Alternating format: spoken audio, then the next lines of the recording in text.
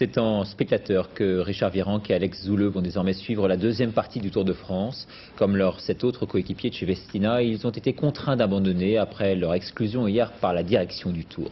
Une image restera dans nos mémoires, le déchirement et les larmes du plus médiatique des coureurs français qui a vu d'un seul coup son rêve s'envoler. Stéphane Dubin. La journée de Richard Virenque et des Festina, c'était d'abord de la détermination. La réaction que je me présentais sur la rampe de lancement, que moi pour ma part, j'ai rien à voir avec cette affaire. Et que tous les coureurs de l'équipe partiront, j'espère. Quelques instants plus tard, les mécanos rangent les vélos, plus question de prendre le départ.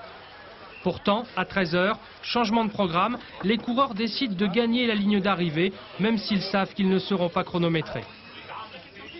J'avais encore dit une fois que ce n'est pas la peine de prendre le départ, ce n'est pas la peine de chaîner parce qu'ils ne sont pas chronométrés, ils ne sont pas tenus par le teneur, ils ne sont pas suivis par une voiture. Alors, comme anonyme sur les routes de France, ce n'est pas la peine.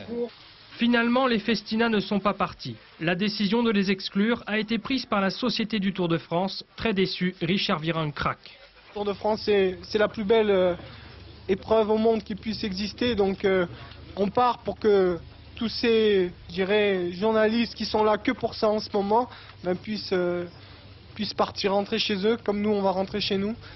Et donc vive le Tour de France 98 et je remercie le public qui a été qui nous a énormément soutenus et qui va encore nous soutenir. Et je donne rendez-vous à l'année prochaine. Demain, le Tour repartira sans les Festina. Richard Virenque va rentrer chez lui dans le Var. À 29 ans, le quadruple meilleur grimpeur du Tour s'interroge peut-être sur son avenir.